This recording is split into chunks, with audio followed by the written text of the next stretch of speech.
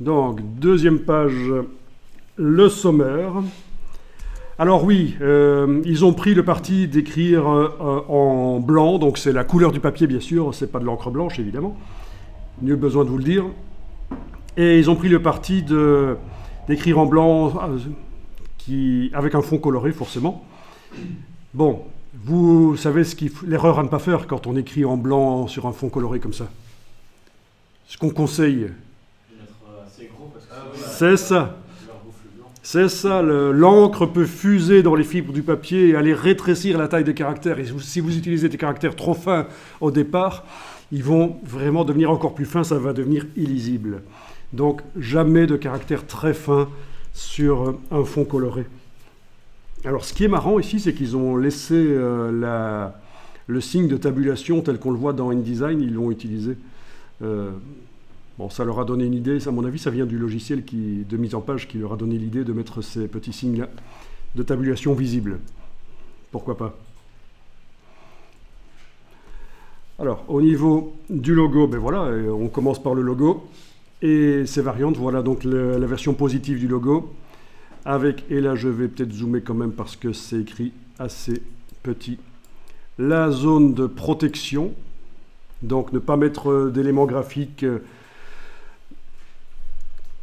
trop proche du logo quand on l'utilise. Mais alors, c'est ça que je vous disais tout à l'heure, vu qu'on ne sait pas à quelle taille il va être utilisé, on ne peut pas indiquer des centimètres ou des pourcentages, ce serait trop compliqué à calculer. Donc c'est un élément du logo qui est utilisé, et c'est le R dans ce cas-ci. Voilà. La distance de protection est déterminée par le R du logo Arte.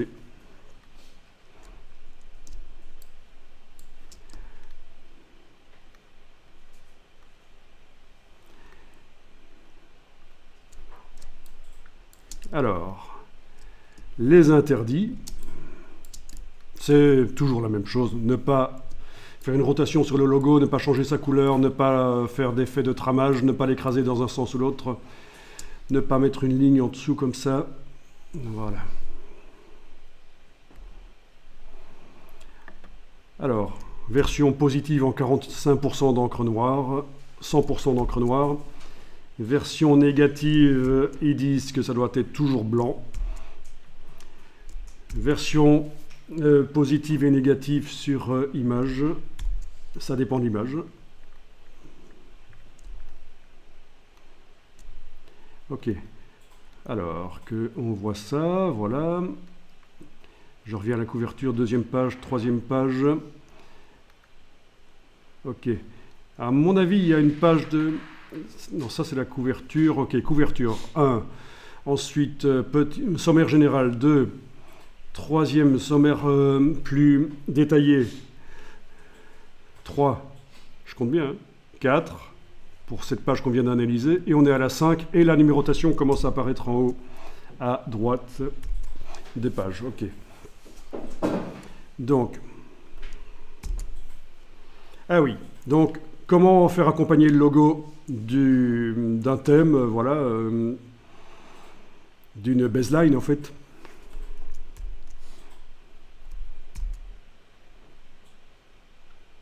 Donc c'est quand même assez précis. Alors les interdits concernant sur fond, donc pas le logo en jaune. Voilà. Toujours les interdits. Ok, les couleurs, précision sur les couleurs, c'est vraiment écrit en très petit, hein, mais c'est classieux, hein, si c'est imprimé précis et sur des pages qui ne sont pas trop petites, ça va, hein, c'est bien. Voilà, donc ici, on nous indique où on est dans la charte graphique.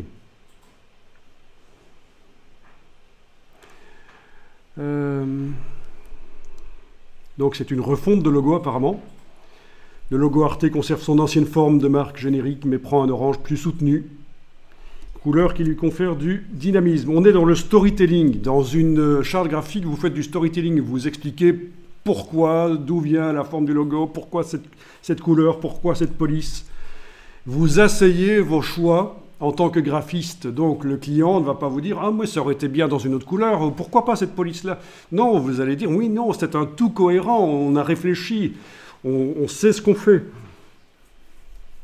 Et donc, en général, Ça, c'est toujours le gros problème, le client qui donne son avis. Vous savez qu'on est quand même avec des millions de spécialistes dans plein de domaines différents. Hein. Il faut un peu leur faire comprendre qu'à un certain moment, il faut... Voilà. Alors, ok. Ça, c'est l'ancien, apparemment. Et alors, oui, évidemment, ça doit être vu en double page. Hein. Je pourrais l'afficher en double page ici dans le lecteur PDF, mais... Donc, ça dirige vers la page de droite, puisque ceci est une page de gauche. Oui, puisqu'on est sur la 5, numéro impair, page de droite. Puis on passe à la 6, page de gauche, numéro pair. Donc, il vous indique les pourcentages d'encre, les valeurs RVB, le Pantone 1505C. Vous savez ce que ça veut dire le C quand on voit une valeur Pantone? Coated, exactement. C'est pour le papier couché. Voilà. C'est pour obtenir cette couleur-là sur le papier couché. Voilà, c'est la Pantone sur papier couché. Ok. Et là, le nouveau, on est passé sur la page de droite. 172C. Ah oui, ils ont même mis un autre type de nuancier, le HKS. Mais c'est plutôt rare, non? Vous l'avez déjà rencontré, vous? C'est un autre type de nuancier, donc c'est la couleur 10K dans le nuancier HKS. Ah oui. Ah mais ça c'est bien par contre. Ça c'est une des premières fois que je vois dans une charte graphique. Et vous avez vu que sur la page d'à côté, il ne l'avait pas précisé. Hein.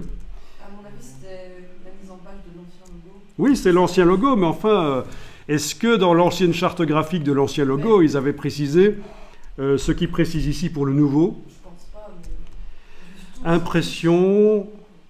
Je pense qu'ils sont surtout l'ancien, c'est surtout le nouveau qui compte.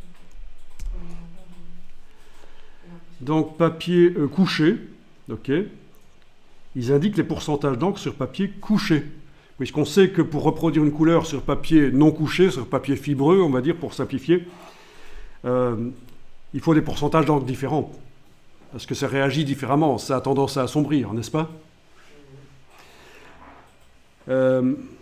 Donc sur papier couché, c'est du papier dont les fibres ont été aplaties dans une calandreuse. Ça a été imperméabilisé avec un produit qu'on appelle le kaolin. Vous confirmez? Donc l'encre rentre moins, elle reste plus en surface. Et au niveau dynamisme, ça a plus de punch que le papier non couché. Donc voilà. Par contre, le RVB, ils n'indiquent pas pour quel type d'écran.